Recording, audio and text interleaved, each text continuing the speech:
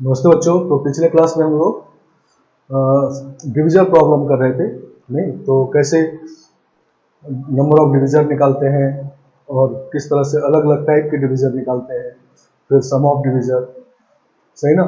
और लास्ट में हम लोग देखे थे कि परफेक्ट क्वेश्चन नंबर के परफेक्ट स्क्वायर हो गए और नंबर ऑफ डिवीजन में क्या रिलेशन होता है, ठीक है ना। और दो नंबर किसी नंबर को अगर दो पॉजिटिव इंटीग्रल फैक्टर में फैक्टराइज करना हो तो उससे कितने वेज होते हैं, ठीक है ना। आज हम लोग उसी में डिवीजन प्रॉब्लम को थोड़ा कंटिन्यू करेंगे और प्रोडक्ट ऑफ डिवीजन निकालेंगे, ठीक है ना।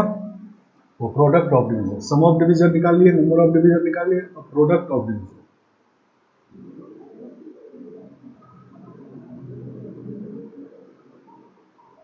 सही ना। Product of division of number N, ठीक है ना। तो मान लेते हैं, जैसे क्वेश्चन लिख लेते हैं, फाइंड प्रोडक्ट ऑफ डिवीजन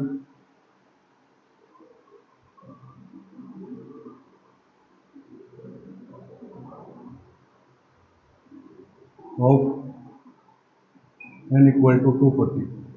यही क्वेश्चन लेते हैं, लास्ट में हम लोग इसी नंबर का किए थे। तो इसका जो हम लोग प्राइम फैक्टर में फैक्टराइज की तो 2 का पावर 4 इंटू 3 का पावर 1 इंटू 5 पावर 1 आ जाएगी। तो इसके number of division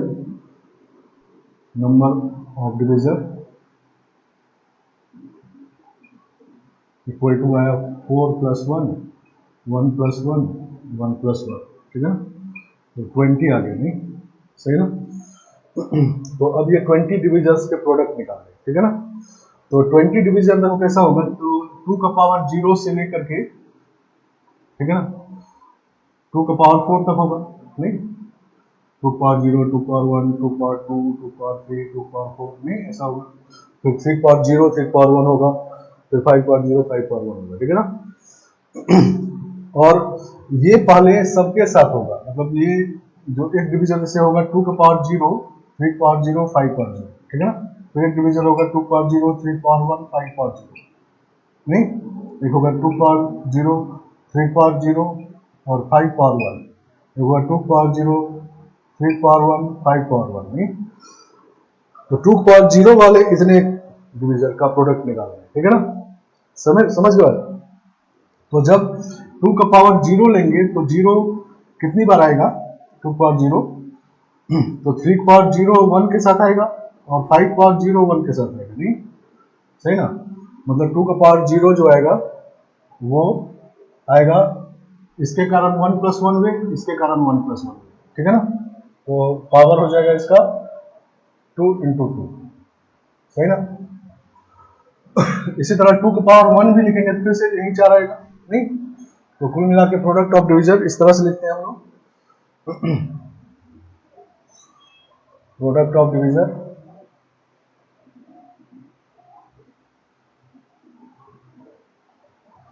is equal to, पहले 2 पावर 0 फिर 2 पावर 1, नहीं प्रोडक्ट होगा तो ये पावर ऐड होगा, 2 पावर 2 2 पावर 3 2 पावर 4 तक है, नहीं। और ये कितनी बार आएगा, तो 1 प्लस 1 वे 1 प्लस 1 वे, नहीं 2 इंटू 2 वे, ठीक है ना। 1 प्लस 1 1 प्लस 1, ठीक है ना। तो 2 पावर 0 भी सबके साथ आएगा, फिर 1 भी सबके साथ आएगा, तो इन सब का प्रोडक्ट ये होगा। अब इसी तरह 3 का पावर 0 3 का पावर 1 है, सही ना। ये कितनी बार आएगा, तो इसके कारण 5 बार, दोनों 10 बार, नहीं तो 5 इंटू 2 टाइम्स, ठीक है ना। समझ गए। और इंटू 5 का पावर 0 5 पावर 1, ये कितनी बार आएगा, इसके कारण 5 बार, इसके कारण 2 बार, सही ना। इस सब का प्रोडक्ट निकल रहा है। तो ये हो गया 10 टू का पावर 10 इंटू 4 इंटू 3 पावर 1 है, नहीं 3 power 1 into 6 into 5 power 1 into 10, ठीक है ना। तो 2 का पावर 4 1 इंटू 10 है, 3 का पावर 1 5 पावर 1 होल का पावर 10, ठीक है ना। आगे बात समझ में, तो ये प्रोडक्ट ऑफ डिवीजन, ठीक है ना। तो एक तरीका करने का इसको ये है नहीं कि 2 पावर 0 कितनी बार आएगा, 2 पावर 0 3 पावर 0 के साथ 3 पावर 1, दो तरीके इसके साथ आएंगे, दो तरीके, टोटल 4 तरीके से आएगा 2 पावर 0 नहीं। तो इन सब का प्रोडक्ट करेंगे, फिर 2 पावर 1 का भी इसी तरह करेंगे, 2 पावर 2 का भी करेंगे नहीं। तो हम लोग इसको ऐसे लिख दिए हैं, ठीक है ना। तो ये सारे नंबर कितनी बार आएंगे, तो 2 × 2 टाइम्स, मतलब इसके कारण 2 टाइम्स, इसके कारण 2 टाइम्स, समझ गए नहीं। मतलब 2 की पावर 1 भी रखते तो यही 4 बार आता, ठीक है ना। चलो अब दूसरा तरीका इसको करने का ये है कि जैसे हम लोग पिछले क्लास में देखे थे कि जब इसको हम लोग को इक्वेशन सॉल्व करना था xy = 240 और लिखे थे तो पॉजिटिव इंटीग्रल सॉल्यूशन नहीं, सही ना। तो 20 वेज आ गया नहीं, समझ रहा। मतलब इसका जो 20 डिवीजन है तो D1 × D20 आएगा, फिर D2 × D19 आएगा, फिर D3 × D18 आएगा नहीं, समझ रहा। इस तरह से D20 और D1 आएगा, ठीक है ना। मतलब दो डिवीजन को अगर मल्टीप्लाई करें तो नंबर आता जाएगा नहीं, सही ना। दो डिवीजन को मल्टीप्लाई, मतलब 20 डिवीजन जो है इसमें से दो को मल्टीप्लाई करते जाएं तो नंबर आ जाएगा नहीं, सही ना। तो इसमें दो को मल्टीप्लाई करेंगे तो 10 बार होगा नहीं, सही ना, क्योंकि आधा हो गया ना, दो को मल्टीप्लाई करते जाएंगे तो 10 बार नंबर बनेगा नहीं। तो प्रोडक्ट ऑफ डिवीजन हम लोग ये भी लिख सकते हैं कि n का पावर 10, ठीक है ना। तो प्रोडक्ट ऑफ डिवीजन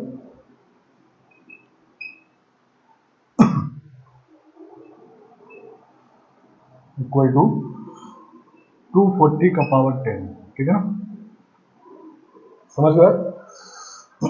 मतलब एक यहाँ पर 10 11 आएगा ना, ठीक है ना। तो ये जो इसको नंबर मल्टीप्लाई करके भी n, इसको भी मल्टीप्लाई करके n, ये D18 है, D19 है, इसको भी मल्टीप्लाई करके n, इसको भी मल्टीप्लाई करके n। तो यही सारा प्रोडक्ट ऑफ डिवीजन हो गया, D1 D2 D3 से D10 तक, और 11 12 इसी का सबको प्रोडक्ट कर दो। तो n कितनी बार प्रोडक्ट हुआ, 10 बार नहीं, क्योंकि D1 से D10 तक, ठीक है ना। तो n का पावर 10 हो गया, ठीक है ना। मतलब प्रोडक्ट ऑफ डिवीजन ऐसे निकालते हैं कि नंबर का पावर आधा कर देना है, ठीक है ना। नंबर ऑफ डिवीजन का पावर आधा कर देना, क्योंकि आधी बार मल्टीप्लाई होगा, ठीक है ना। हाँ, लेकिन अगर परफेक्ट स्क्वायर नंबर है तो एक कम करके तब आधा करना है, और वो जो आधा वाला डिवीजन है उसको लास्ट में मल्टीप्लाई करना है, ठीक है ना, समझ गया। तो यहाँ भी वही आया है नहीं, ये आपका 240 है और ये पावर 10, तो 240 पावर 10, ठीक है ना। तो प्रोडक्ट ऑफ डिवीजन ये भी मेथड है, ये मेथड है। ये जो पहला मेथड है इसमें प्रोडक्ट पहले करना है, सम वाले में सम किए थे हम लोग, और 2 का जो पावर है 0 से वहां तक जाना है, और इसका पावर बाकी जो प्राइम फैक्टर है उसका पावर में 1 1 ऐड करके मल्टीप्लाई करना है, ठीक है ना। इसी तरह दूसरे के साथ, फिर तीसरे के साथ, ठीक है ना।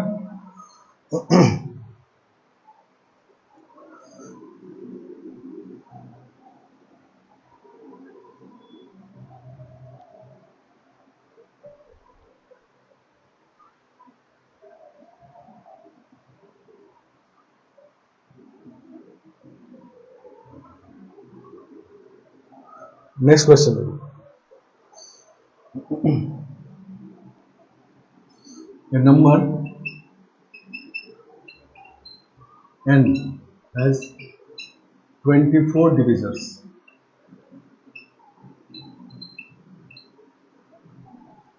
D1 D2 D3 D24, ठीक है ना।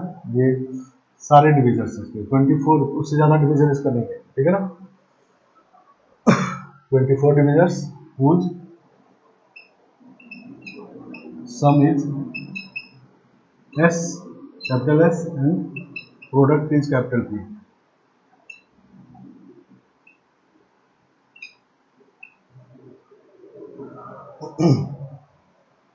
Then find value of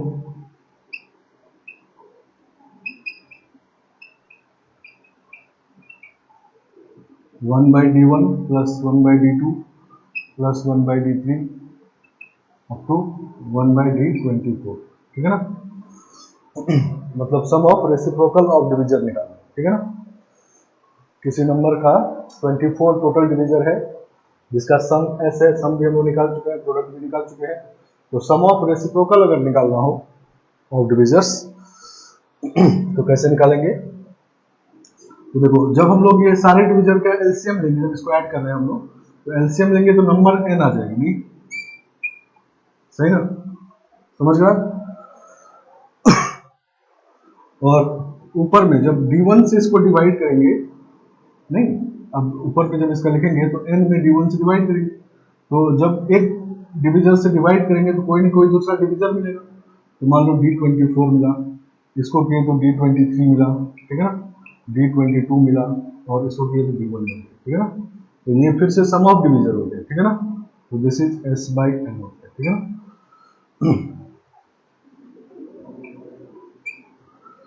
तो sum of reciprocal of divisor जो होता है वो निकालना हो तो s/n, s means sum of divisor, n means जो नंबर है, ठीक है ना।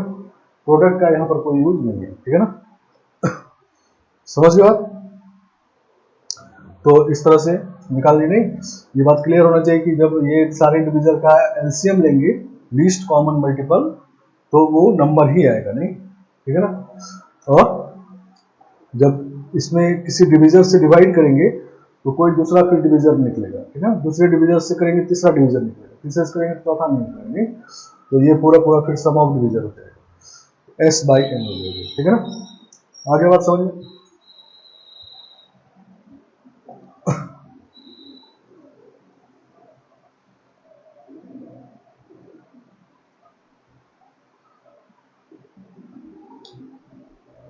एक और क्वेश्चन देखो,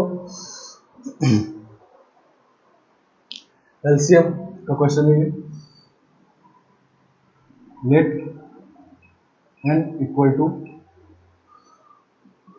p का पावर 2, q का पावर 3, r का पावर 4, ठीक है। Where p q r belongs to r prime numbers, distinct prime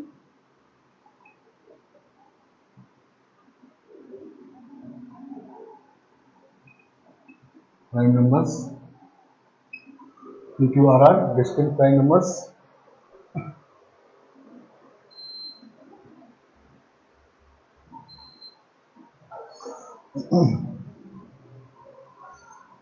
then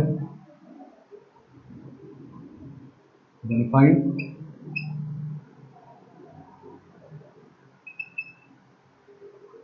number of ordered pair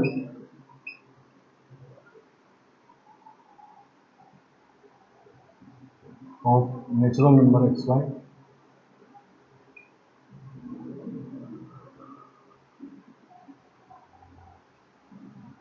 whose LCM is,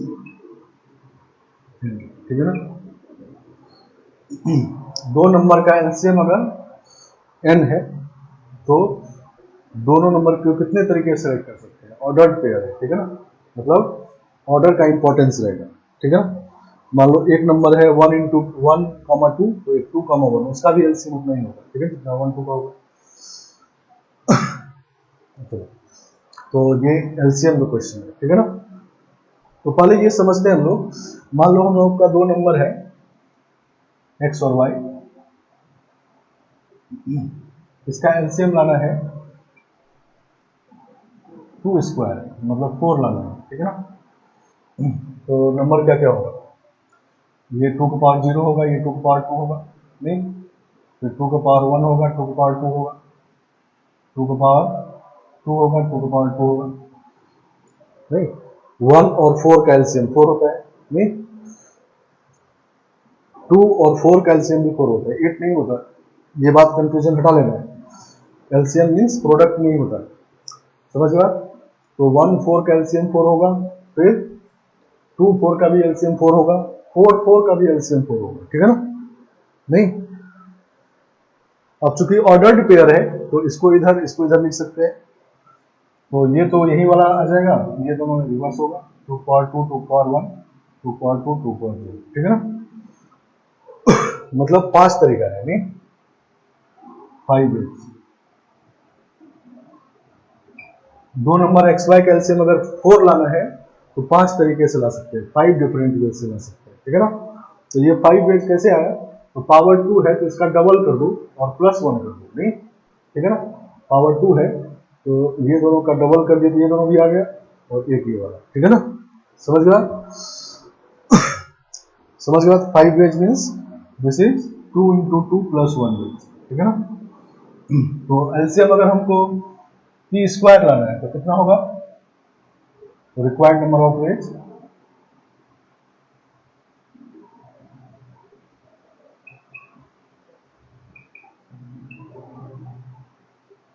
तो एलसीएम अगर पी स्क्वायर लाना है तो 5 तरीका होगा, नहीं तो 2 into 2 + 1 वेज। इसी तरह एलसीएम अगर क्यूब लाना है, ठीक है ना, तो क्या होगा 2 into 3 + 1 7 वेज होगा, नहीं। मान लो यहाँ पर 2 क्यूब लाना होता तो 2 क्यूब लाना होता तो 0 1 2 3 तक लिखते, नहीं, और फिर उसके बाद 3 रिपीट होता, नहीं समझ गए। और 4 लाना है तो 2 into 4 + 1 वेज, ठीक है ना। इन सबको मल्टीप्लाई करेंगे, नहीं क्योंकि एम पे पहुंचे जब सब कर लिए तो, नहीं एलसीएम ये आ गया, एलसीएम ये आ गया, एलसीएम ये आ गया, तो पूरा एलसीएम लाने के लिए तीनों को मल्टीप्लाई कर देंगे, तो ये हो गया 5 into 7 into 9, ठीक है ना। तो 35 into 9 315, ठीक है ना। तो 315 तरीके से एक्स वाई ऑर्डर्ड पेयर अगर है तो इसका एलसीएम एन होगा, नहीं समझ गया। फिर एलसीएम को प्रोडक्ट से कंफ्यूज नहीं करना है, ठीक है ना, समझ गया। 4 और 8 का एलसीएम 8 होगा, 4 नहीं होगा, तो ज्यादा से ज्यादा यहीं तक केस आएगा, ठीक है ना, 0 1 2, समझ गया। और 2 का एलसीएम 4 नहीं होगा, 2 का एलसीएम 2 होगा, नहीं ऐसा नहीं समझना 2 का एलसीएम 4 होगा, तो 2 का एलसीएम 2 होगा, 2 स्क्वायर का एलसीएम 4 हो जाएगा, ठीक है ना, समझ गया।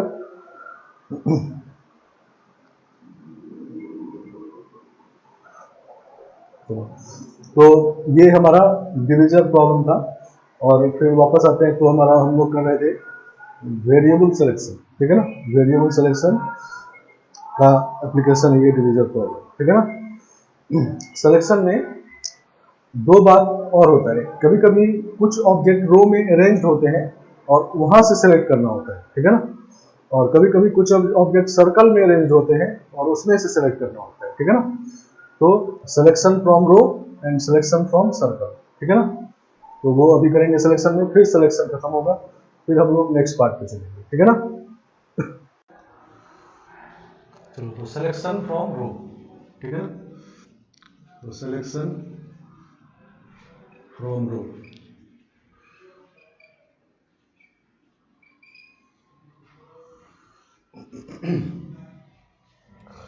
तो इसमें क्या होता है कि रो में कुछ ऑब्जेक्ट अरेंज्ड होता है हमारे पास, ठीक है ना, और उसमें से फिर सिलेक्शन करना होता है, ठीक है ना, समझ गया। इसी तरह से अगला पार्ट होगा सिलेक्शन फ्रॉम सर्कल, उसमें सर्कल में ऑब्जेक्ट अरेंज होंगे उसमें सेलेक्ट करना होगा, ठीक है ना, ठीक है ना। तो late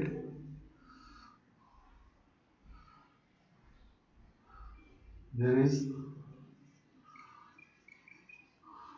n different object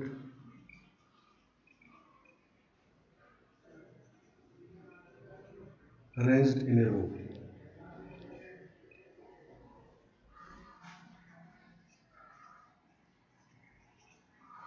arranged n different objects arranged in a row, ठीक है ना। मान लेते हैं ऑब्जेक्ट है O1 O2 O3 O4 में से On तक, ठीक है ना। ये n डिफरेंट ऑब्जेक्ट है, वैसे भी डिफरेंट है क्योंकि इसका प्लेसेस डिफरेंट है, नहीं ये सेकंड प्लेस पे, ये थर्ड प्लेस पे है, ये फर्स्ट प्लेस पे है, नहीं तो डिफरेंट ऑब्जेक्ट है, ठीक है ना। तो ये रो में अरेंज है, अब इसमें सिलेक्शन करना है, ठीक है ना। तो फर्स्ट लिखते हैं number of ways of selecting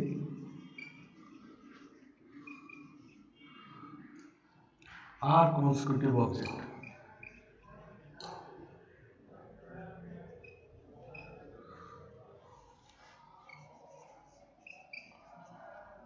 ठीक है ना, इसमें से r कॉन्स्टिट्यूटिव ऑब्जेक्ट को सिलेक्ट करना है, ठीक है ना। n ऑब्जेक्ट रो में अरेंज है और r कॉन्स्टिट्यूटिव ऑब्जेक्ट सिलेक्ट करना है, ठीक है ना। जैसे मान लो छोटा एग्जांपल लेते हैं, 5 ऑब्जेक्ट है, वो 1 वो 2 वो 3 वो 4 वो 5, ठीक है ना। इसमें से हमको मान लेते हैं 2 कॉन्स्टिट्यूटिव ऑब्जेक्ट सेलेक्ट करना है, ठीक है ना। तो 2 कॉन्स्टिट्यूटिव करना है तो एक तरीका ये हुआ, एक तरीका ये हुआ, 2 वेज हो गए डिफरेंट वेज, और तीसरा तरीका ये है और चौथा तरीका ये है, ठीक है ना। तो इसमें n का वैल्यू 5 है और 2 कॉन्स्टिट्यूटिव करना है तो 4 वेज है, नहीं समझ गया। अब इसे मान लो 3 कॉन्स्टिट्यूटिव करना है, वो 1 वो 2 वो 3 वो 4 वो 5, 3 कॉन्स्टिट्यूटिव करना है तो एक तरीका होगा वो 1 वो 2 वो 3 कर ले, कॉन्स्टिट्यूटिव है। दूसरा होगा ये कर ले तो भी कॉन्स्टिट्यूटिव 3 है, और तीसरा ये है, ठीक है ना। तो 3 वेज, समझ गया। तो जब n का वैल्यू 5 है, मतलब 5 डिफरेंट ऑब्जेक्ट है, तो 2 कॉन्स्टिट्यूटिव सेलेक्ट करना है तो इससे एक कम हुए हो गए, ठीक है ना। 3 कॉन्स्टिट्यूटिव करना है तो इससे 2 कम हुए हो गए, ठीक है ना। 4 कॉन्स्टिट्यूटिव करना है तो इससे एक और कम हो जाएगा, नहीं। तो 2 कॉन्स्टिट्यूटिव करना है तो इसमें एक सब्ट्रैक्ट किए, 2 करना है तो एक सब्ट्रैक्ट किए, 3 करना है तो इसमें 2 सब्ट्रैक्ट किए, ठीक है ना। तो अगर r कॉन्स्टिट्यूटिव करना है तो r - 1 सब्ट्रैक्ट करेंगे, तो n - r - 1 वे, ठीक है ना। तो n - r + 1 वे होते हैं, ठीक है ना। तो n ऑब्जेक्ट अगर रो में अरेंज है, उसमें से r कॉन्स्टिट्यूटिव ऑब्जेक्ट सेलेक्ट करना है तो उसका नंबर ऑफ वेज होता है n - r + 1 वे, ठीक है ना। इसको बता रखना है, ठीक है ना। और दूसरा सिलेक्शन होता है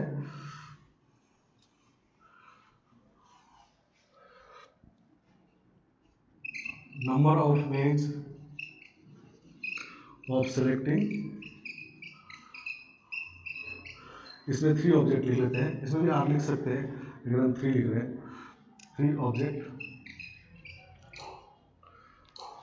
objects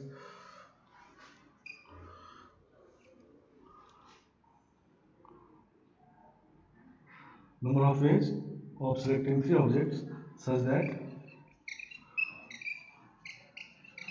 no 2 are consecutive.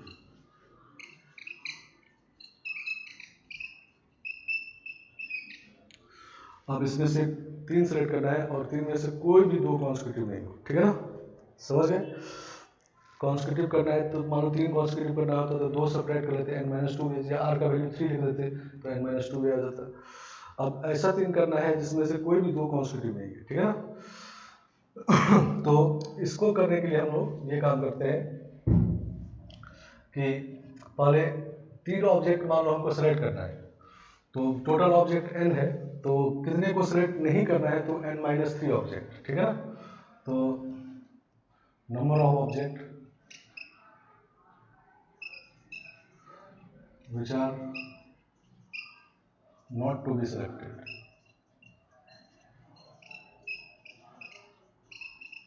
this is n - 3 object, ठीक है ना। तो n - 3 ऑब्जेक्ट को हम लोग पहले अरेंज कर लेते हैं, ठीक है ना, समझ गया। तो n - 3 ऑब्जेक्ट का नाम देते हैं O1 dash, O2 dash, O3 dash, On - 3 dash, ठीक है ना, समझ गया। इस तरह से n - 3 रहेगा और 3 सेलेक्ट करेंगे। तो 3 को इस तरह सेलेक्ट करना है कि कोई भी 2 कॉन्स्टिट्यूटिव नहीं हो। तो वो ऑब्जेक्ट कहाँ कहाँ पर हो सकता है, तो यहाँ पर हो सकता है, यहाँ पर हो सकता है, यहाँ पर हो सकता है, नहीं समझ गया। तो अगर मान लो रो में 5 ऑब्जेक्ट अरेंज है तो इसके बीच में 6 प्लेस है, 1 2 3 4 5 6 प्लेस ऐसे हैं जहाँ से ऑब्जेक्ट लेंगे तो कोई भी 2 कॉन्स्टिट्यूटिव नहीं होगा, ठीक है ना, समझ गया। ये हम लोग पहले भी अरेंजमेंट देखे थे, नहीं। तो जब रो में अरेंज होता है ऑब्जेक्ट तो उसके बीच बीच में ऐसे 6 प्लेसेस होते हैं जहाँ से आप ऑब्जेक्ट लेंगे तो कोई भी 2 कॉन्स्टिट्यूटिव नहीं है। तो जब 5 ऑब्जेक्ट है तो 6 प्लेस है, तो n - 3 ऑब्जेक्ट है तो इसमें इसे ज़्यादा प्लेस होगा, नहीं। तो number of places from which we can select of the required object, the required object is equal to n minus 3 plus 1 नहीं n minus 2, ठीक है ना। तो n minus 2 प्लेसेस इसके बीच में ऐसे हैं जहां से आप ऑब्जेक्ट को उठाएंगे तो कोई भी दो कॉन्स्टिट्यूटिव नहीं रहेगा, नहीं, ठीक है ना। मतलब जितने ऑब्जेक्ट अरेंज है उससे एक ज्यादा प्लेस होता है, ठीक है ना। तो इसी में से हम लोग 3 सेलेक्ट कर लेंगे, नहीं, तो n minus 2 C3, ठीक है। तो एक तरीका ये हो गया। तो इतने बेस से सेलेक्ट कर सकते हैं, 3 कॉन्स्टिट्यूटिव, 3 ऑब्जेक्ट अगर सेलेक्ट करना जिसमें कोई भी दो कॉन्स्टिट्यूटिव नहीं हो। इसी तरह 4 रहेगा तो ये n minus 4 ऑब्जेक्ट हो जाएगा, फिर उस केस में n minus 3 प्लेसेस बचेंगे, फिर उसमें से 4 सेलेक्ट करेंगे, ठीक है ना, समझ गए। तो इसी को कहते हैं गैप मेथड, मतलब गैप में सेलेक्ट किए, ठीक है ना, समझ गए। और इसी काम को हम देखो दूसरे तरीके से करते हैं, ठीक है ना। ये तो हो गया, तो इसका आंसर हो गया n minus 2C3, ठीक है ना। अब इसी काम को हम ऐसे करते हैं, ऐसे भी कर सकते हैं। तो इसमें क्या किया हम लोग कि जो ऑब्जेक्ट को सेलेक्ट नहीं करना है वो n minus 3 ऑब्जेक्ट है, तो उसको पहले अरेंज कर लिए, नहीं, पहले उसको देखे और बाद में 3 निकाले जो जिसको करना था। अब उल्टा करते हैं कि जो पहले करना है वो ऑब्जेक्ट मान लेते हैं कि वो 1 डबल डैश, वो 2 डबल डैश और वो 3 डबल डैश है, ठीक है ना, जो हमको सेलेक्ट करना है, ठीक है ना। अब जो सेलेक्ट नहीं करना है वो बीच बीच में होगा कहीं, नहीं, यहाँ पर होगा, यहाँ पर होगा, 4 प्लेसेस पे होगा, नहीं। तो चूंकि तीनों में से कोई भी दो कॉन्स्टिट्यूटिव नहीं होना चाहिए, तो इसके बीच में कम से कम एक ऑब्जेक्ट तो होना ही चाहिए, कम से कम एक से ज्यादा भी हो सकता है, इसके बीच में भी एक से ज्यादा हो सकता है, यहाँ पर 0 भी हो सकता है, 0 से ज्यादा भी हो सकता है, यहाँ भी 0 भी हो सकता है, 0 से ज्यादा भी हो सकता है, ठीक है ना, समझ गए। तो मान लेते हैं यहाँ पर x1 ऑब्जेक्ट है, यहाँ पर x2 ऑब्जेक्ट है, यहाँ पर x3 ऑब्जेक्ट है और यहाँ पर x4 ऑब्जेक्ट है, ठीक है ना। तो x1 plus x2 plus x3 plus x4 equal to n minus 3 object है, नहीं, जिसको सेलेक्ट नहीं करना है, ठीक है ना, समझ गया। अब इसमें से x2 x3 जो है ग्रेटर देन इक्वल टू 1 होना चाहिए, नहीं, और x1 greater than equal to 0 होना चाहिए, x4 भी ग्रेटर देन इक्वल टू 0 होना चाहिए, ठीक है ना। तो इसी का नंबर ऑफ सॉल्यूशन निकाल देते हैं, तो आ जाएगा, नहीं। तो हम लोग इसको भी ग्रेटर देन इक्वल टू 1 बना लेते हैं या इसको ग्रेटर देन इक्वल टू 0 बना लेते हैं, जैसा तो फॉर्मूला यूज होगा, नहीं, समझ गए। तो हम लोग इसको करते हैं x1 plus 1 is greater than equal to 1, x4 plus 1 is greater than equal to 1। इसको कैपिटल X1 कर लेते हैं, इसको कैपिटल X4 कर लेते हैं। तो स्मॉल x4 कितना होगा, कैपिटल X4 माइनस 1, ठीक है ना, और स्मॉल x1 होगा कैपिटल X1 माइनस 1, ठीक है ना। तो small x1 is capital X1 minus 1, x2 तो वही रहेगा, x3 भी यही रहेगा, और x4 होगा कैपिटल X4 माइनस 1, नहीं, क्योंकि ये इसके इक्वल है, तो small x4 capital X4 minus 1 के इक्वल है, ठीक है, इक्वल टू होना चाहिए n माइनस 3। तो x1 प्लस x2 x3 वही वाला है, x4 कैपिटल है और इक्वल टू n माइनस 1 हो जाएगा, ठीक है ना, सही है ना। अब ये सभी ग्रेटर देन इक्वल टू 1 हो गया, ठीक है ना, तो इसका मतलब number of positive integral solution इसका निकालना है, ठीक है ना। तो इसको हटा देते हैं,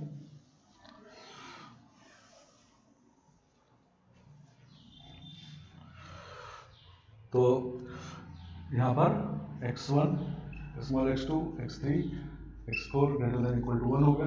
तो number of positive integral solution क्या होता है, n माइनस 1, नहीं, n minus 1 c r minus 1, 4 है, 4 माइनस 1, ठीक है। तो this is n minus 2 c3, ठीक है। तो पहले भी यही आएगा। तो दूसरा तरीका ये है, नहीं, दो तरीके से। अब दोनों को कब कब यूज करना है, तो पहले इसमें तो जल्दी हो गया था पहले वाले मेथड से, नहीं, लेकिन इसका भी इंपॉर्टेंस है। नहीं, मान लो अब ऐसा सिलेक्शन करना होता रो में से कि 3 ऑब्जेक्ट सेलेक्ट करना है और ये कहा जाता कि हर एक दो के बीच में कम से कम 2 एलिमेंट हो, कम से कम 2 ऑब्जेक्ट हो, या इसके बीच में कम से कम 2 हो, इसके बीच में कम से कम 3 हो। नहीं, तो इसमें कोई भी रिस्ट्रिक्शन आप रिजॉल्व कर सकते हैं, ठीक है ना, इस वाले मेथड में। इसमें कहा गया था कोई भी कॉन्स्टिट्यूटिव नहीं है तो कम से कम 1 होना चाहिए, 1 होना चाहिए, और ये 0 0 भी हो सकता है। लेकिन क्वेश्चन ऐसा हो सकता है कि 2 ऑब्जेक्ट के बीच में कम से कम 3 ऑब्जेक्ट रहे, ज़्यादा से ज़्यादा 5 ऑब्जेक्ट रहे, नहीं ऐसा वाला बात हो तब ये मेथड सही है, ठीक है ना, सही ना। तो रो में से समझ के बाद रो में से सिलेक्शन करना हो, एक तो कॉन्स्टिट्यूटिव सिलेक्शन है और दूसरा रिस्ट्रिक्टेड सिलेक्शन है कि कोई भी 2 कॉन्स्टिट्यूटिव नहीं है या 2 के बीच में कम से कम 3 एलिमेंट हो, 4 एलिमेंट हो, इस तरह का सिलेक्शन करना हो तो मल्टीनोमियल यूज कर लेते हैं, ठीक है ना, समझ गया।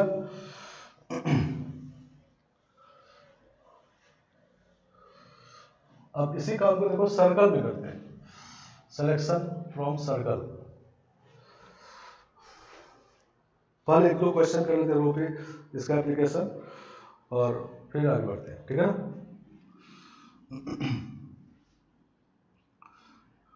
Question, on A train route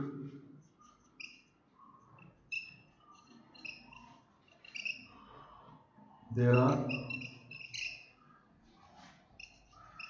18 stations, 18 station है किसी ट्रेन रूट में, 18 स्टेशन है, ठीक है, मतलब रो में ट्रेन का स्टेशन जो है रो में अरेंज होता है, नहीं, in how many ways,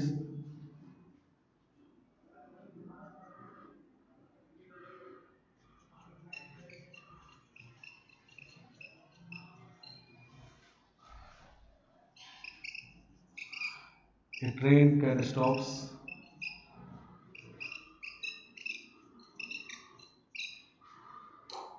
at 4 of these stations,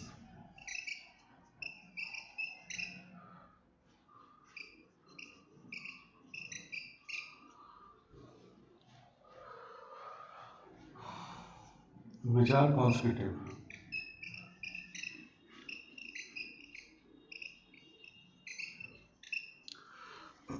ये 18 स्टेशन जो है रो में अरेंज है, नहीं, मान लेते हैं S1 S2 S3 से S18 तक है, नहीं, तो चूंकि प्लेसेस सबका अलग अलग डिफरेंट ऑब्जेक्ट है, ठीक है ना, और स्टेशन का नाम भी डिफरेंट होता है, ठीक है ना। चलो, तो अब इसमें से 4 स्टेशन पे मिलना है, चारों कॉन्स्टिट्यूटिव रुकना है और चारों कॉन्स्टिट्यूटिव होना चाहिए, मतलब कॉन्स्टिट्यूटिव सिलेक्शन करना है। तो 18 में से कितना सब्ट्रैक्ट करेंगे, 18 माइनस R माइनस 1, R का वैल्यू यहाँ 4 है, ठीक है ना, तो 4 माइनस 1, तो 18 माइनस 3 तो 15, ठीक है ना। Second, no 2 of which are constitutive,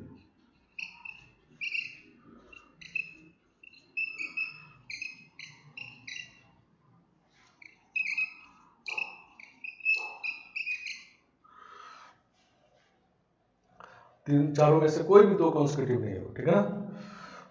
तो मान लो रुकने वाला स्टेशन है S1 dash, S2 dash, S3 dash और S4 डैश, ठीक है ना,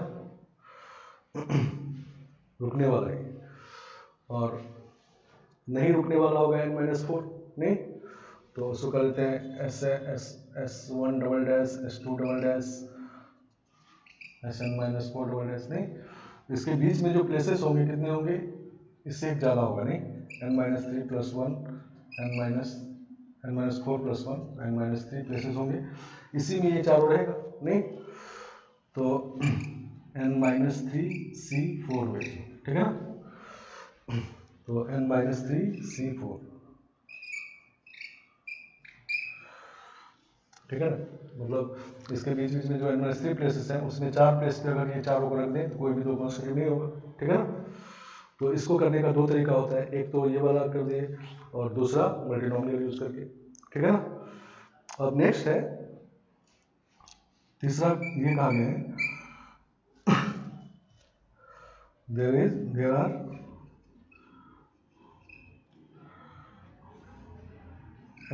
least to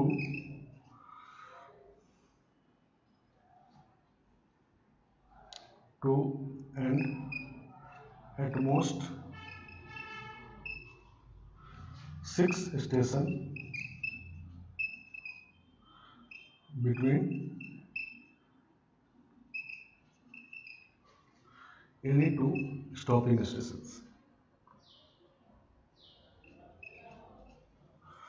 Two stopping stations. ठीक है ना?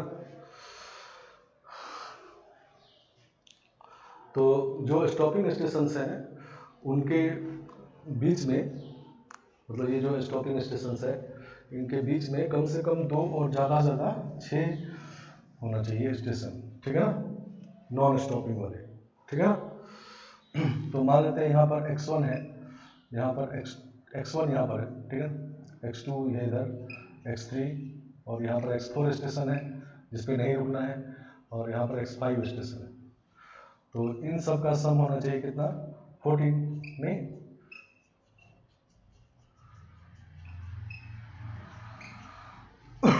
14 इनका सम होना चाहिए।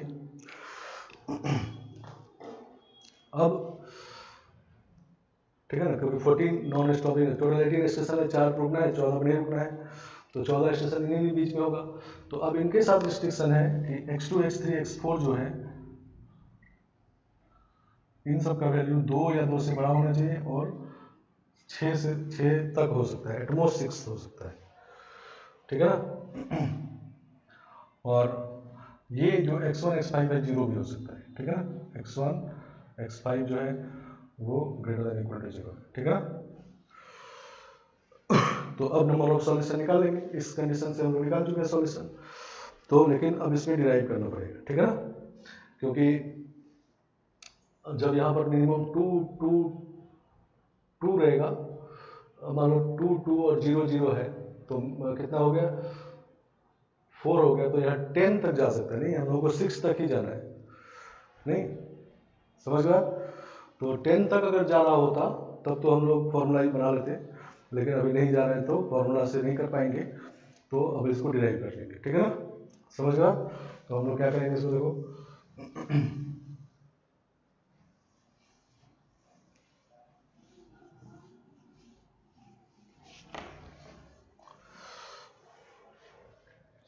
तो हम लोग देखेंगे कोफिशिएंट ऑफ x पावर 14 और इसका पावर 0 से स्टार्ट हो रहा है, 0 1 2, नहीं इसमें जहां तक ले जाए कोई दिक्कत नहीं है, ठीक है। जब इसका मैक्सिमम केस नहीं दिया तो कुछ भी हो सकता है, ठीक है, कोई दिक्कत नहीं है। और इसके साथ भी वही है तो स्क्वायर कर देते हैं, और इन जीरो के साथ 2 6 है, तो x square x cube x4 x6 तक है और 3 पावर, नहीं समझ गए बात। तो इसको इनफाइनाइट जीबी भी आप मान सकते हो, मतलब क्योंकि मैक्सिमम लिमिट इन दोनों का नहीं दिया है, तो मैक्सिमम जहां तक ले जाए उससे कोई आंसर फर्क नहीं पड़ना है, ठीक है ना। तो इसको लिखेंगे a मतलब 1, फर्स्ट 1 है अपॉन 1 माइनस एक्स, ठीक है ना, का स्क्वायर, और इसमें से x पावर 6 बाहर आ जाएगा, और इसमें नंबर ऑफ टर्म्स है 5, नहीं 1 से 6 होता है 6 टर्म, 2 से 6 है तो 5 टर्म, तो फर्स्ट टर्म 1 हो गया जब एक्स स्क्वायर निकालिए तो, और माइनस एक्स का पावर 5 टर्म्स है, कॉमन रेशियो एक्स है, अपॉन 1 माइनस एक्स का पावर 3, ठीक है ना। तो एक्स पावर 6 पहले ही मिल गया, इसका मतलब बाकी में देखना है 14 टोटल देख रहे हैं, तो 6 पहले ही मिल गया, तो बाकी में 8 देखना है, नहीं तो इसका मतलब हो गया coefficient of x power 8 in the expansion of, पहले इसको लिख लेते पॉजिटिव वाला बाइनोमियल, 1 माइनस एक्स पावर 5 का पावर 3 इंटू 1 माइनस एक्स का पावर 3 यहाँ पर है, 2 यहाँ पर है 5, नहीं माइनस 5, सही ना।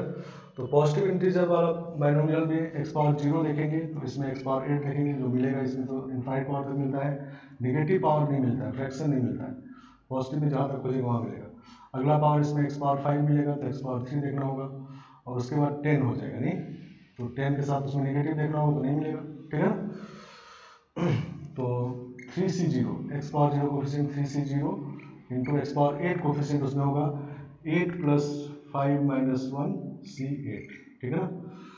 और x पावर 5 वाला कोफिशिएंट होगा माइनस 3c1, ठीक है ना, इंटू उसमें एक्स क्यूब देखेंगे तो 5 प्लस 3 माइनस 1 c3, ठीक है ना। तो ये 1 हो गया, 1 into 12 c8 minus 3 times 7 c3, सही ना। तो इसको सॉल्व कर लेंगे तो यही नंबर ऑफ वेज आ गए नहीं। तो इस वाले मेथड में ये सब रिस्ट्रिक्शन रिजॉल्व कर सकते हैं कि कम से कम ज़्यादा से ज़्यादा कोई भी रिस्ट्रिक्शन हो। अब ऐसा भी सकता है कि यहाँ पर 2 हो यहाँ 3 हो, तो कोई भी लगा देंगे तो ये हो जाएगा। और जो पहला वाला मेथड था वो सिर्फ note two of which are constitutive है, उसमें सिर्फ यूज कर पाएंगे, ठीक है ना। आया बात समझ में।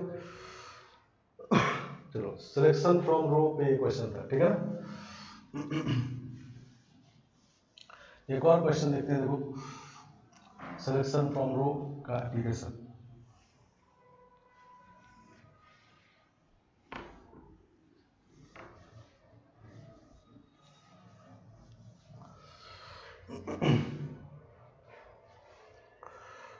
सिलेक्शन फ्रॉम रो का एप्लीकेशन। तो क्वेश्चन ये है,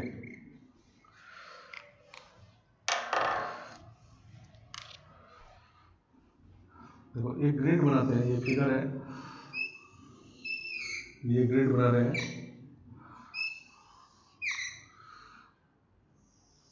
ये पहला लाइन है, ये दूसरा लाइन है, ये तीसरा लाइन है, और ये mth लाइन है, ठीक है ना।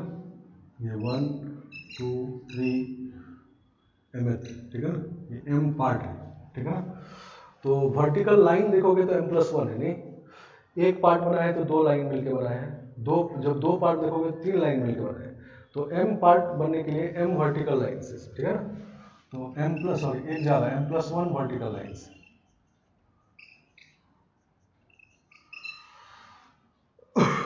समझ रहे बात, इसमें m+1 वर्टिकल, ये वर्टिकल लाइन है, इंक्लाइंड इसको नहीं समझना है, m पार्ट है नहीं, m पार्ट इक्वल पार्ट में डिवाइड कर दिए इसको, तो ये लाइन जो बना होगा वो m+1 होगा नहीं, एक ज्यादा, क्योंकि जब एक पार्ट बनाएंगे तो 2 वर्टिकल लाइन है, 2 पार्ट यहाँ से यहाँ तक देखेंगे 3 वर्टिकल लाइन है, 3 पार्ट को देखेंगे तो 4 वर्टिकल लाइन है, तो m पार्ट बनने के लिए m+1 वर्टिकल लाइन होगा, ठीक है ना। इसी तरह से हॉरिजॉन्टल लाइन भी,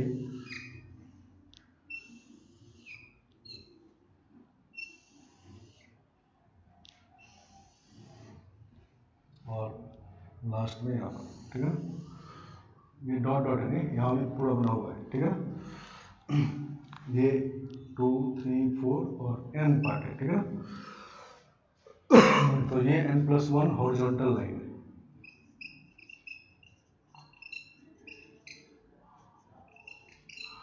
सही ना। m+1 वर्टिकल लाइंस और n+1 हॉरिजॉन्टल लाइन है, और अभी मान लेते हैं हम लोग कि m is greater then n है, ठीक है ना, ग्रेटर देन और इक्वल टू n है, ठीक है ना। तो ये फिगर को देख के अब क्वेश्चन लिखते हैं हम लोग। तो ये सभी इक्वली स्पेस्ड है, मतलब ये 1 क्रॉस 1 का स्क्वायर है, एक नहीं 1 क्रॉस 1 1 क्रॉस 1, ठीक है ना। समझ गया, क्लियर। तो मान लो इसमें हमको निकालना है टोटल नंबर ऑफ रेक्टेंगल,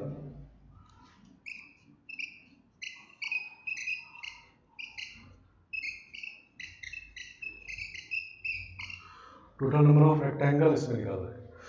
तो रेक्टेंगल में 2 साइड पैरेलल होते हैं, 2 साइड पैरेलल होते हैं, मतलब 90 डिग्री के में होता है, मतलब वर्टिकल है हॉरिजॉन्टल तो 90 तो है ही, तो मतलब ये जो m वर्टिकल लाइन है इसमें से 2 सेलेक्ट कर लीजिए, और m+1 वर्टिकल लाइन है, और n+1 जो हॉरिजॉन्टल लाइन है उसमें से 2 सेलेक्ट कर लो, नहीं तो रेक्टेंगल बन जाएगा, ठीक है ना। तो this is equal to m+1 c2, नहीं जैसे मान लो इन दोनों सेलेक्ट कर लिए, सही ना, और हॉरिजॉन्टल वाले में इन दोनों सेलेक्ट कर लिए, तो ये रेक्टेंगल हो गया, नहीं सही ना। मान लो वर्टिकल वाले में हम इसको सेलेक्ट किए, और हॉरिजॉन्टल वाले में इसको सेलेक्ट कर लिए, ठीक है। तो ऐसा रेक्टेंगल बन गया नहीं। तो दो वर्टिकल लाइन दो हॉरिजॉन्टल लाइन सेलेक्ट करने से स्क्वायर रेक्टेंगल हो जाएगा नहीं, n+1c2। समझ गया। तो ये टोटल नंबर ऑफ रेक्टेंगल है। टोटल नंबर मीन्स इसमें रेक्टेंगल भी है स्क्वायर भी है नहीं, स्क्वायर इज ऑल्सो रेक्टेंगल। समझ गए। तो ये तो सीधा सिलेक्शन है, एनसीआर वाला सिलेक्शन है। अब हम लोग निकालते हैं नंबर ऑफ स्क्वायर्स।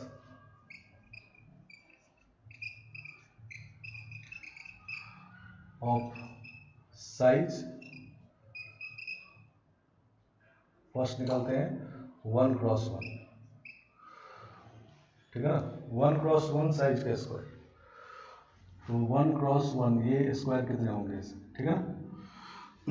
तो 1x1 स्क्वायर निकालने के लिए दो कॉन्स्टिट्यूटिव लाइन चाहिए, वर्टिकल वाले में से भी और दो कॉन्स्टिट्यूटिव हॉरिजॉन्टल वाले से। नहीं, वर्टिकल वाले में कोई भी दो कॉन्स्टिट्यूटिव ले लो, हॉरिजॉन्टल वाले में कोई भी दो कॉन्स्टिट्यूटिव, तो स्क्वायर बन गया नहीं, सही ना।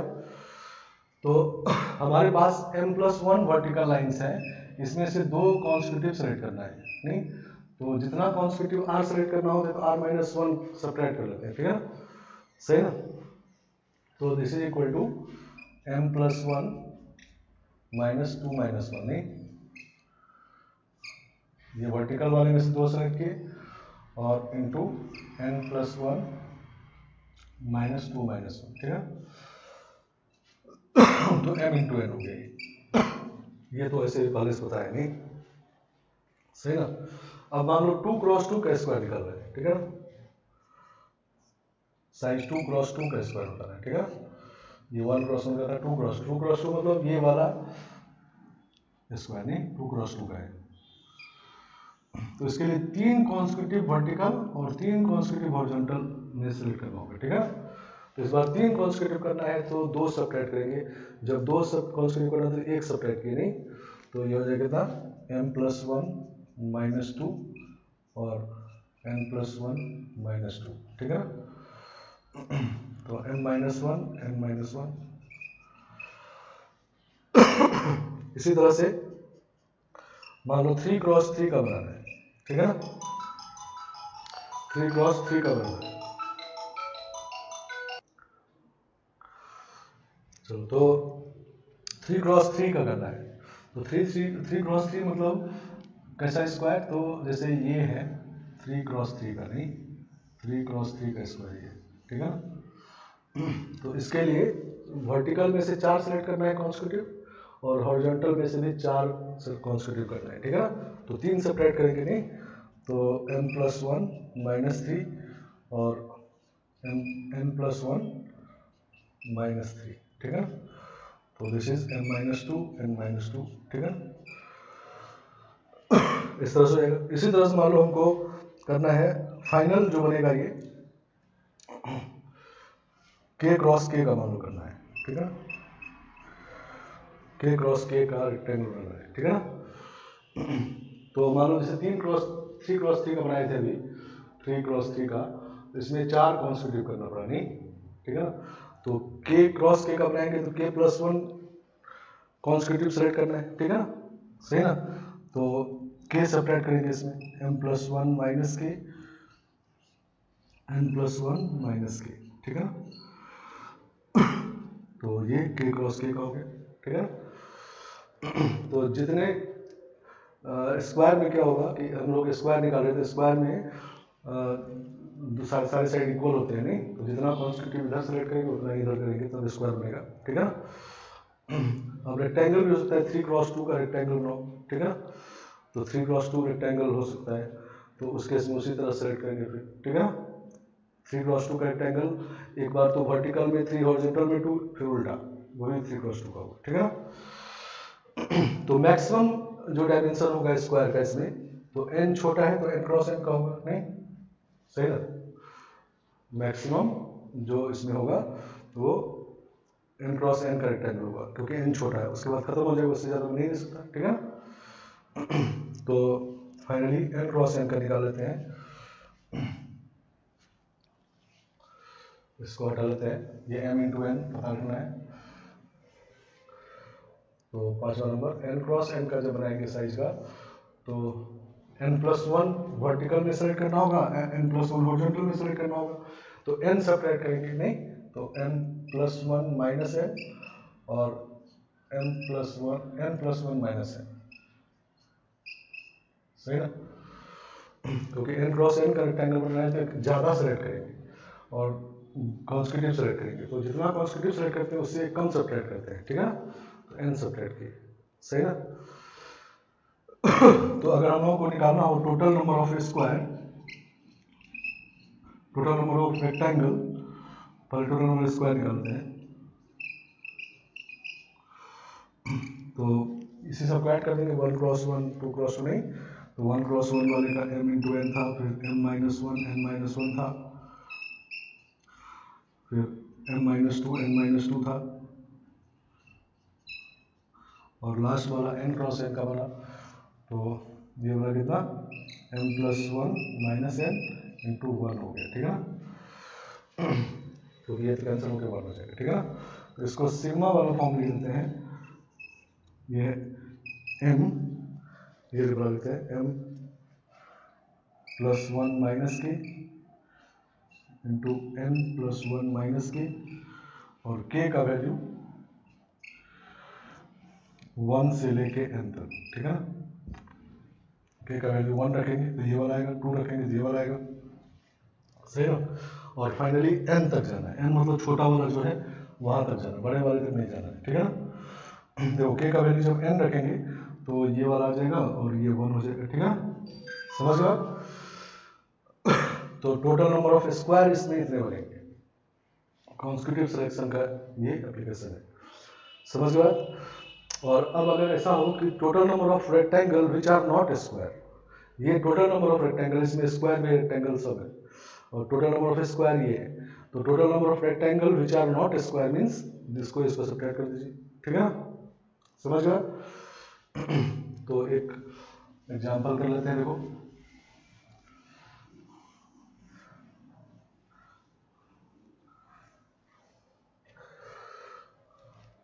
if n equal to 7 and n equal to 5, then find number of rectangle which are not square,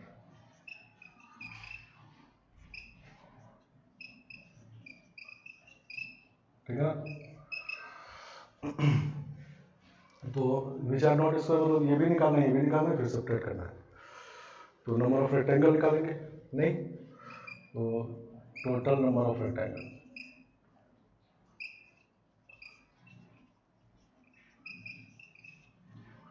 is equal to m+1 c2, नहीं तो 8 c2 हो जाएगा, नहीं एक ज़्यादा कर देंगे और 6 c2, ठीक है। Total number of square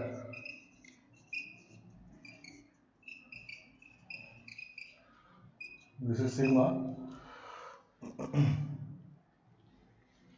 m का वैल्यू आपका 7 है, तो 7+1 8 माइनस के इंटू ये 5 है नहीं, तो 6 माइनस के, और k का वैल्यू 1 से लेके 5 तक, छोटे वाले तक रहेगा, ठीक है ना।